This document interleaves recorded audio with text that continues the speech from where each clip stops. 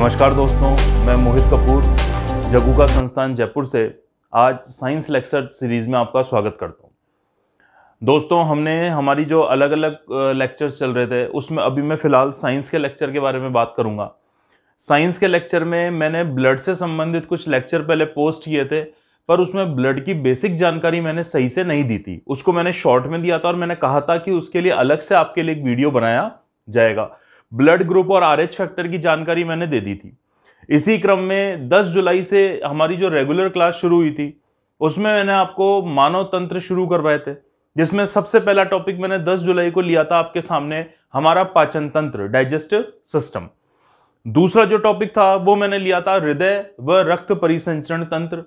और आज हम लेके आए हैं रक्त के बारे में सामान्य जानकारी। चूंकि मैंने आपको लास्ट वीडियो में रक्त परिसंचरण तंत्र पढ़ाया था, तो आज की जो जानकारी होगी वो रक्त से संबंधित बिल्कुल बेसिक जानकारी होगी और इनके क्वेश्चन परीक्षाओं में मोस्टली पूछे जाते हैं। वैसे भी जो परीक्षा में पेपर आते हैं, तो जो भी पेपर सेट करते हैं उनका बहुत ही मोस्ट कॉमन और इंपॉर्टेंट टॉपिक ब्लड माना जाता है। तो आज ब्लड के बारे में हम बात करते हैं।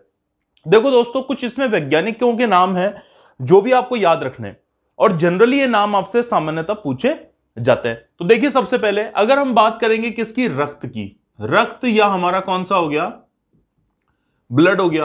तो सबसे पहले तो हम देखते हैं कि रक्त से संबंधित महत्वपूर्ण खोजें किन किन वैज्ञानिकों ने की है। तो इसमें सबसे पहले नाम आता है विलियम हॉर्वे का, विलियम हॉर्वे। ठीक है, आपसे पूछा जाता है कि विलियम हॉर्वे ने किसकी खोज की थी, तो इन्होंने खोज की थी रक्त परिसंचरण तंत्र की खोज की थी। तो रक्त परिसंचरण तंत्र के बारे में बताने वाले सबसे प्रमुख वैज्ञानिक कौन माने जाते हैं, विलियम हार्वे माने जाते हैं। दोस्तों, आप चाहें तो इस लेक्चर के साथ साथ पॉज करके भी इसको नोट कर सकते हैं, और नहीं तो टेलीग्राम चैनल पर आज या कल में इसका जो डेटा है वो पूरा उपलब्ध करवा देंगे, तो आपको दिक्कत नहीं आएगी। तो देखो, विलियम हॉर्वे ने किसकी खोज की थी, रक्त परिसंचरण तंत्र की खोज की थी। इसके बाद जो दूसरे वैज्ञानिक आते हैं जिनका नाम था विलियम ह्यूसन। तो जो विलियम ह्यूसन थे, इन्होंने किसकी खोज की थी, रक्त और उसके इंपॉर्टेंट लेवल के बारे में जो बताया था वो किसने बताया था, विलियम ह्यूसन ने बताया था। तो कल को आपको परीक्षा में प्रश्न आता है तो आपको कंफ्यूज नहीं होना, दोनों के नाम अलग अलग ध्यान रखने। इसी तरह से मैंने लास्ट क्लास में भी आपको बताया था, जो ब्लड की क्लास थी, कि ब्लड ग्रुप की जो खोज की थी ये करने वाले वैज्ञानिक कौन थे, call land Steiner. Call land Steiner, जो कॉल लैंड स्टीनर थे, इन्होंने क्या करा था, ब्लड ग्रुप की खोज की थी। और उसके साथ साथ इनके जो सहयोगी माने जाएंगे, एक तो माने जाएंगे डिकोस्टा, एक माने जाएंगे स्टुर्नी,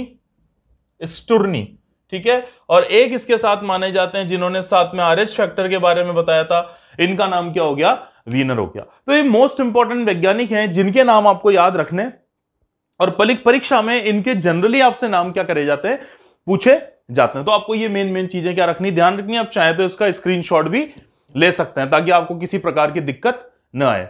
ठीक है, अच्छा, अब हम बात करेंगे कि जो ब्लड होता है हमारा, उसका बेसिक संगठन कौन सा होता है, मतलब उसका कॉम्बिनेशन कौन कौन सा होता है, और उन पे फिर हम थोड़ी डीपली चर्चाएं उनके कार्यों के बारे में करेंगे। तो आइए दूसरे टॉपिक पे चलते हैं आज के।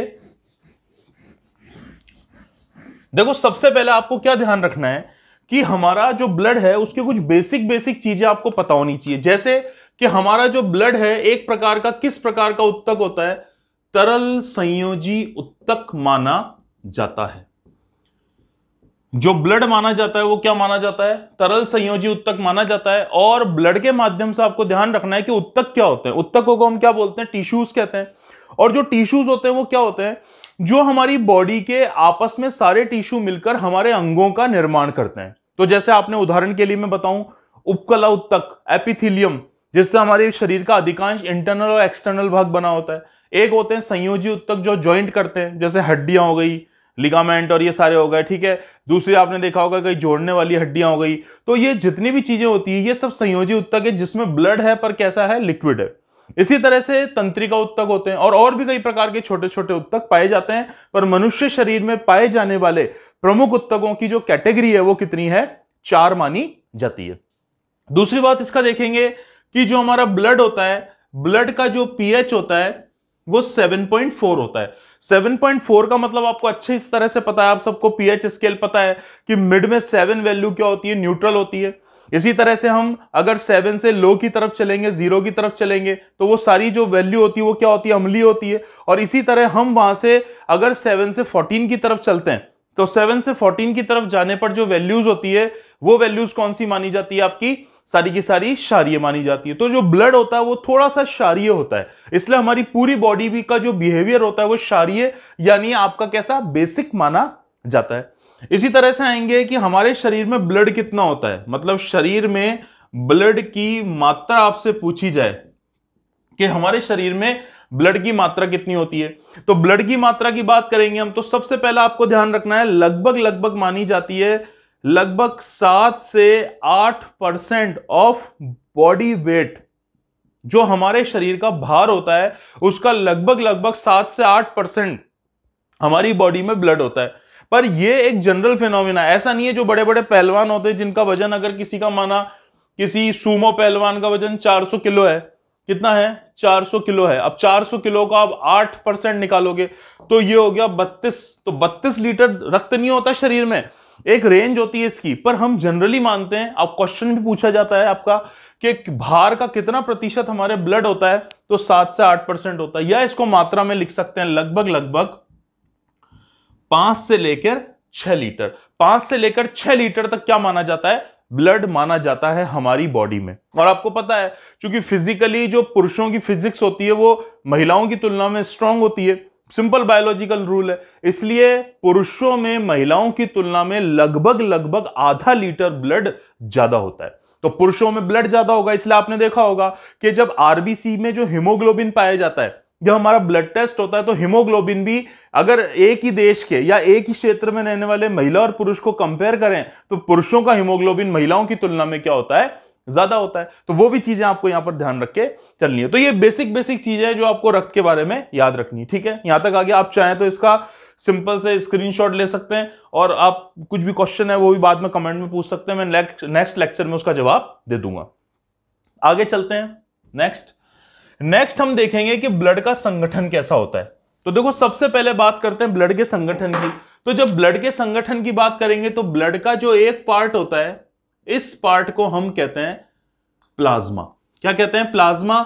और ये टोटल रक्त का 55 से लेकर 60% तक होता है, मतलब कुल हमारा जो ब्लड है बॉडी में उसका 55 से 60 यानी एक मेजर पार्ट जो होता है वो प्लाज्मा होता है। और ये बिल्कुल भी लाल रंग का नहीं होता, येलो या ऑफ व्हाइट रंग का माना जाता है। कौन सा, प्लाज्मा माना जाता है, ठीक है। अच्छा, प्लाज्मा को देखें तो प्लाज्मा में लगभग 90% तो आपका क्या हो गया, पानी हो गया। इसके बाद देखेंगे कि 7% के लगभग इसमें क्या होता है, प्रोटीन होता है। और इसके बाद देखेंगे कि अन्य इसमें क्या होते हैं, कार्बनिक व अकार्बनिक पदार्थ, कार्बनिक व अकार्बनिक पदार्थ, ये इसमें मिले होते हैं। इस तरह से पूरा प्लाज्मा होता है। दूसरा पार्ट अगर ब्लड का देखते हैं तो इस पार्ट को हम बोलते हैं रुधिराणु। क्या बोलते हैं, रुधिराणु बोलते हैं, या कॉर्पुसल्स के नाम से हम इसे जानते हैं। और रुधिराणु पर जब जाएंगे तो इसके भी फिर 3 पार्ट होते हैं। एक होता है आरबीसी यानी रेड ब्लड कॉर्पुसल्स, जिनको लाल रक्त कणिकाओं के नाम से भी हम जानते हैं। दूसरा हम आएंगे तो दूसरा हम इसको बोलते हैं डब्ल्यूबीसी, व्हाइट ब्लड कॉर्पुसल्स या व्हाइट ब्लड सेल्स, हिंदी में इसको कहते हैं श्वेत रक्त कणिकाएं। और तीसरा होता है, इसको हम हिंदी में बोलते हैं बिंबाणु, बिंबाणु। और इंग्लिश में आपको बहुत ही इसका कॉमन नाम पता है, इसको हम क्या कहते हैं, प्लेटलेट्स के नाम से जानते हैं। तो आपको पता होना चाहिए कि हमारे ब्लड के 2 मेजर पार्ट होते हैं, एक तो प्लाज्मा होता है और दूसरा जो पार्ट होता है वो रुधिराणु होता है। सबके अलग अलग काम है। और रुधिराणु फिर 3 भागों में डिवाइड होता है, जिसमें एक आरबीसी है, दूसरी डब्ल्यूबीसी है और तीसरी कौन सी है, बिंबाणु है। क्लियर है, आप चाहें तो इस चार्ट का स्क्रीनशॉट ले सकते हैं।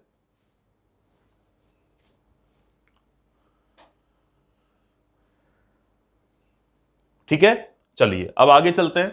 अब मैं एक एक करके आपको इनके वर्क बता देता हूं ताकि आपको किसी भी तरह का कंफ्यूजन ना रहे। तो देखिए, आप यहां समझने की कोशिश कीजिए।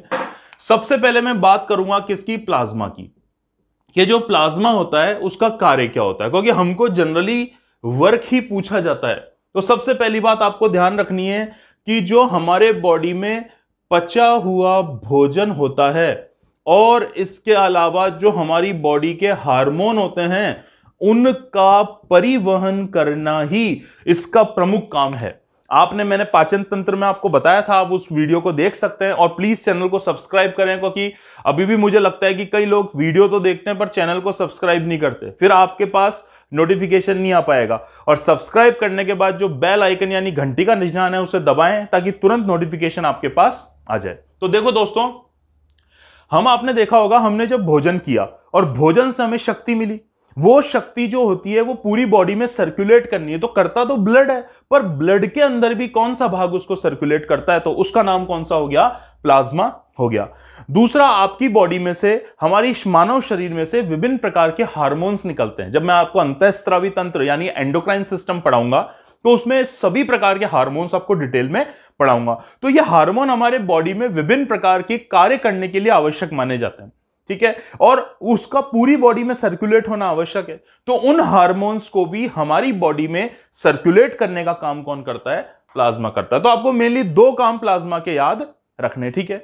अच्छा, अब हम आते हैं रक्त के दूसरे पार्ट पे आते हैं।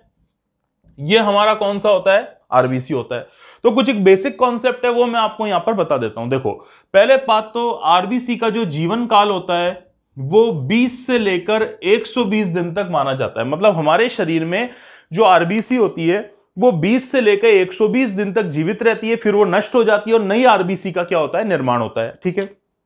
तो अब आपसे कोई पूछे कि आरबीसी का निर्माण कहां होता है, तो जब बच्चे की भ्रूण अवस्था होती है, जब बच्चा होता है और वो बच्चा भ्रूण अवस्था में होता है, तो भ्रूण अवस्था के अंदर तो इसका निर्माण होता है प्लीहा में, जिसे हम तिल्ली या स्प्लीन के नाम से भी जानते हैं।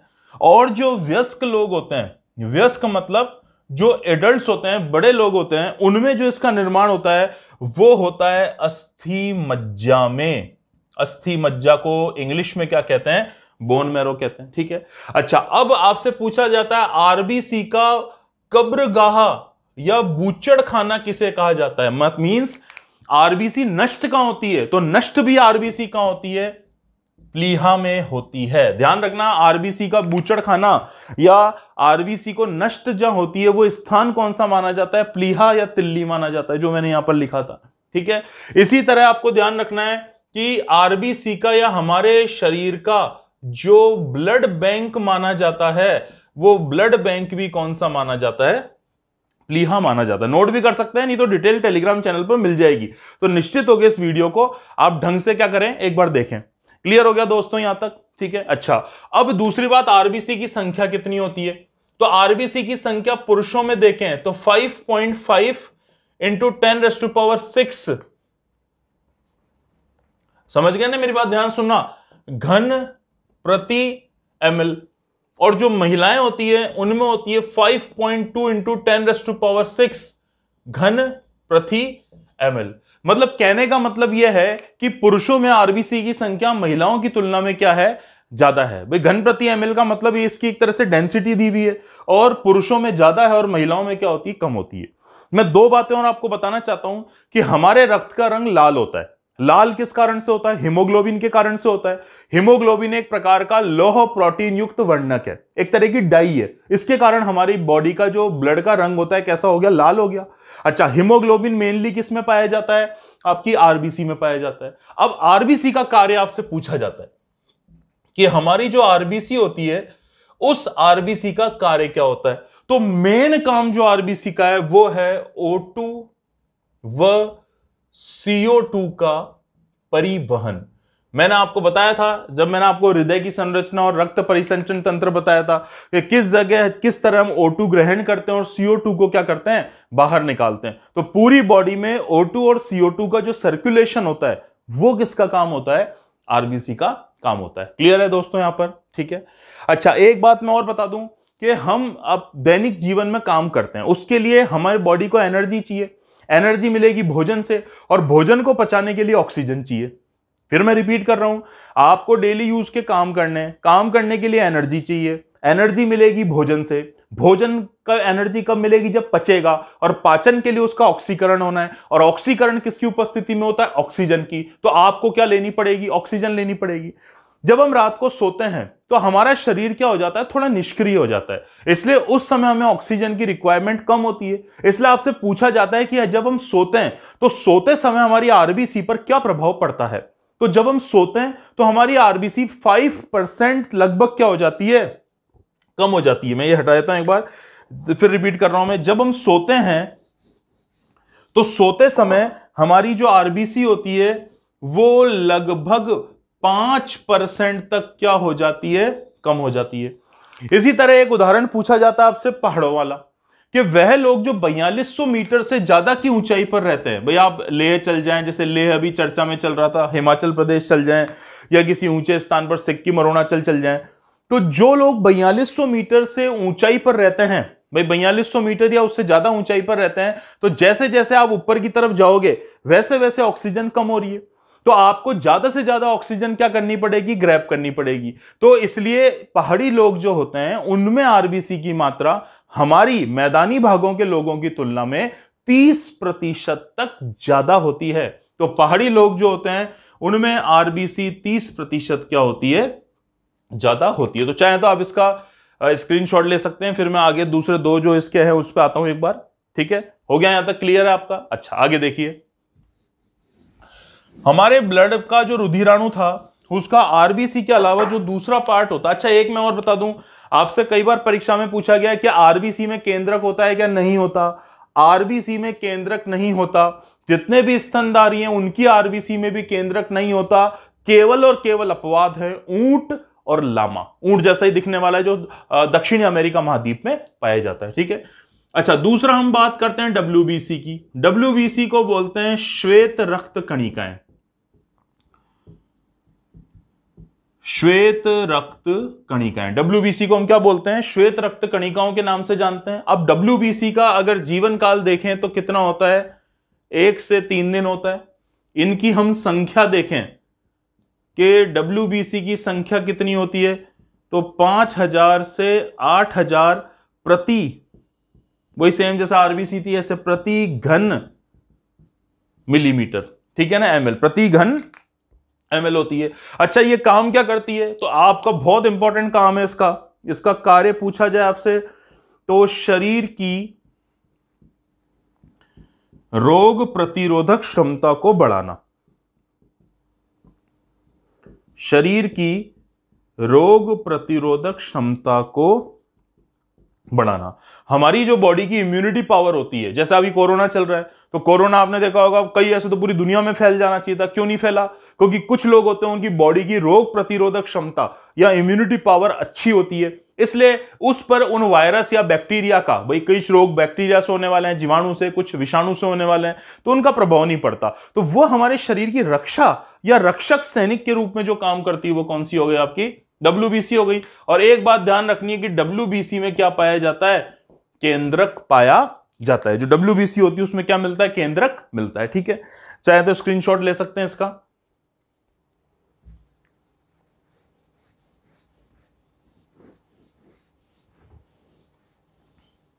ठीक है दोस्तों, अच्छा अब रुधिराणु का एक छोटा सा और बचा है जिसको हम क्या कहते हैं? प्लेटलेट्स कहते हैं। ठीक है, तो देखो अगला क्या हो गया आपका? प्लेटलेट्स। अगला जो आपका हो गया प्लेटलेट्स हो गया, जिसे बिंबाणु भी कहते हैं। इच्छा, इनका जो जीवन काल होता है वो कितना होता है? 4 से 5 दिन। जीवन काल कितना होता है? 4 से 5 दिन होता है लगभग। इनकी संख्या देखो वैसे तो बोली जाती है, वैसे एक जनरल संख्या इनकी बोली जाती है 2.5 से लेके 5 लाख प्रति घन एमएल, ये इनकी संख्या बोली जाती है। पर जनरली आपने देखा होगा, आप डॉक्टर के यहाँ टेस्ट कराने जाते हैं, या आपने देखा होगा जब डेंगू फैलता है, भाई मच्छर से जब डेंगू फैलता है तो जो डेंगू का रोगी है उसके प्लेटलेट्स की कमी हो जाती है। तो वहां आप जब अपने प्लेटलेट्स का टेस्ट कराते हैं उसको डोनेट करने के लिए, तो आपने देखा होगा कि वहां आप देखते हैं कि उसकी पर्टिकुलर एंड मेडिकल फील्ड में अलग होती है। तो वो कितनी होती है? लगभग 1.5 से लेके 4.5 लाख। ठीक है, पर आप ये मान के चलिए कि कम से कम ह्यूमन बॉडी में जो प्लेटलेट्स की संख्या है वो लगभग कितनी होनी चाहिए? 1.5 लाख होनी चाहिए। अच्छा अब ये काम क्या करती है? तो देखो दोस्तों, आपने देखा होगा हमारे बॉडी पे कई चोट लगती रहती है। बाहरी चोटें तो हमें दिख जाती है, ठीक है, पर जनरली इंटरनल चोटें हमें नहीं दिखती, ठीक है। आपका ऑपरेशन हुआ हो, कोई आपको इंटरनल चोट लगी हो या आपको कोई प्रॉब्लम हो गई हो, तो डेंगू रोग में भी क्या होता है जनरली कि पेशेंट के जो इंटरनल ऑर्गन्स होते हैं उनमें से रक्त का स्त्राव होता रहता है और रक्त का थक्का नहीं बनता, यानी ब्लड की क्लॉटिंग नहीं बनती। आपने देखा होगा आपके कई कट लग गया, आपने उसे थोड़ी देर दबा लिया, हाथ से या रुई से दबा लिया, कपड़े से दबा लिया, तो अपने आप ही ब्लड क्या हो जाता है, रुक जाता है।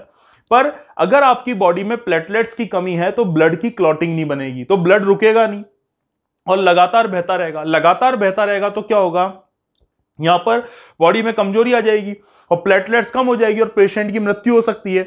इसलिए हमारी बॉडी में रक्त का थक्का बनाने के लिए जो पार्ट ब्लड का जिम्मेदार माना जाता है वो कौन सा होता है, प्लेटलेट्स होता है। हालांकि मैं आपको बताऊंगा एक रोग होता है आनुवांशिक रोग, हीमोफीलिया। तो हीमोफीलिया रोग का प्लेटलेट से कोई रिलेशन नहीं है, पर हीमोफीलिया रोग एक आनुवांशिक रोग है और उसमें भी पेशेंट को रक्त का थक्का नहीं बनता। तो दोस्तों, मैंने आज आपको ब्लड का बेसिक कॉन्सेंट्रेशन जो होता है या उसका कंपोजिशन होता है उसके बारे में आपको बताया। आप इसको अच्छे से समझ लें, और अगर इसके अलावा भी आपको जैसे इससे ब्लड से रिलेटेड क्वेश्चन पूछने हो, प्रॉब्लम हो, तो आप मुझसे कमेंट बॉक्स में पूछ सकते हैं। इससे पहले के ब्लड के जो 2 लेक्चर है उनको भी आप अच्छे से देख लीजिए, और फिर भी कोई प्रॉब्लम है तो आप कमेंट बॉक्स में बताइए। आपका बहुत बहुत धन्यवाद।